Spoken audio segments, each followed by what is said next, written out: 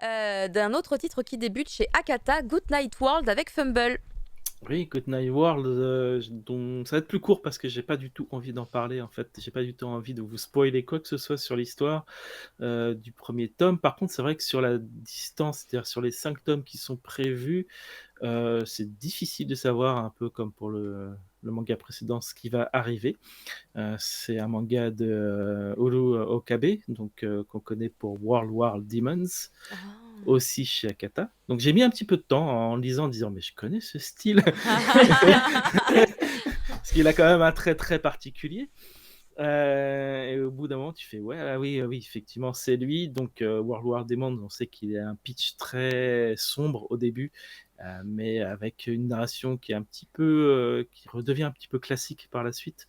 Donc on va voir ce que ça donne avec Good Night World, qui parle d'un jeune garçon, qui s'appelle Taichiro, qui est, un hikikomori en gros, hein. Il Ah oui. déteste tout le monde et surtout sa famille.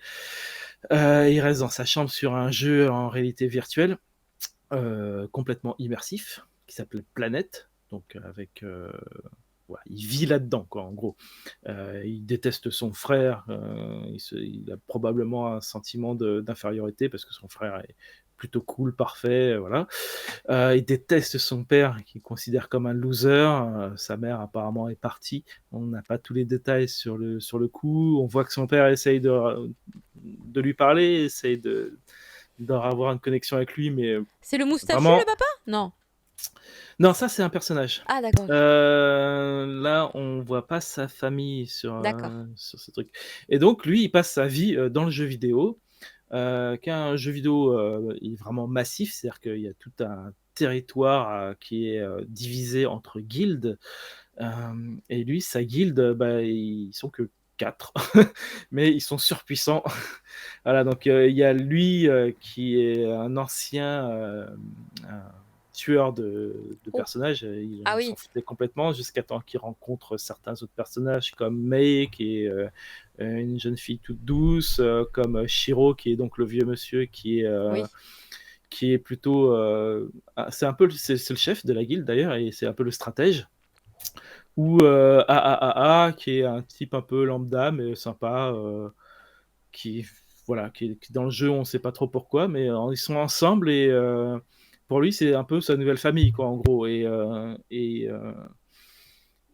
ont une sorte de but, c'est-à-dire qu'ils contrôlent des territoires. C'est un peu le but du jeu, hein, c'est de contrôler des territoires, contrôler des donjons pour se faire des richesses. Eux, ils contrôlent un certain territoire où il y a une créature euh, qui doit apparaître, qui s'appelle le Blackbird of Happiness. Ouh. Donc assez profond.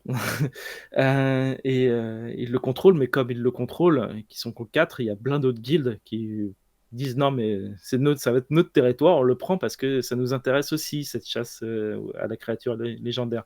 Sauf qu'eux, ils sont surpuissants, ils défoncent tout le monde. Donc ça, c'est le côté VR. Sauf que dans le côté réel, le père de ce héros, enfin anti-héros peut-être, il va se retrouver à l'hôpital. Donc il va y avoir comme ça 2 facettes de la vie de ce personnage. Et après, vous allez découvrir un peu ce qui va se passer dans ce tome 1. Je pense que c'est vraiment intéressant de le lire. Il y a quelques surprises, mais, mais effectivement, c'est la notion de famille, de relation, de lien psychologique qu'on peut avoir dans la famille est vraiment, c'est vraiment au centre, quoi. C'est pas du tout l'histoire du MMO, sauf si, sauf si l'histoire de, voilà, on sait pas trop où l'auteur pourrait aller sur ces 5 tomes, donc peut-être que c'est peut-être un peu mieux maîtrisé que World War Demon à ce niveau-là, au niveau du rythme et tout ça.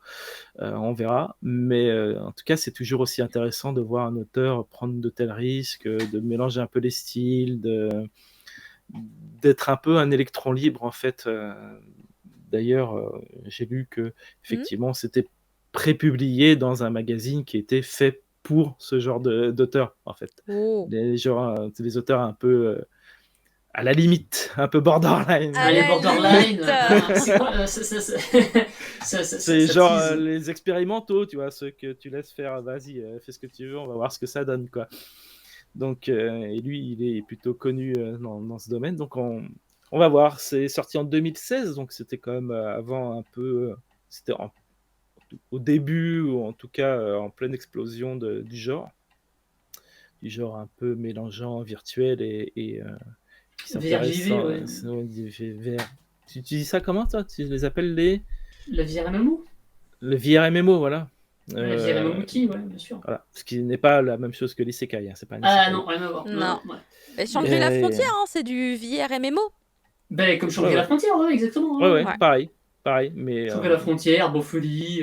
Ah oui, ici, Beaufolie. un peu plus sordide, un peu plus psychologique, sans Ouais, être non même- plus trop violent. Hein. Il y a pas de, pour l'instant, il y a Pour pas l'instant, de. c'est vrai que des VR mangas avec des thèmes glauques ou des univers sales, en fait, il n'y en a pas trop. Pour l'instant, c'est plutôt de la high fantasy. Shangri-La Frontière, c'est quand même assez light au niveau de la violence et de. C'est-à-dire, c'est un jeu, mais je veux dire, l'immersion dans le jeu, elle n'est pas sur un jeu crade ou sale. C'est pas Dark Souls. Quoi.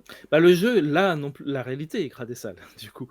Le jeu est C'est pour ça normal. qu'ils Le se jeu, barrent de la réalité. ils s'amusent plutôt dans le jeu. En plus, ils ont Ouais, décidé d'avoir une petite baraque tranquille en attendant que le monstre apparaisse, tu vois. L'autre, elle fait ses fleurs, elle est tranquille.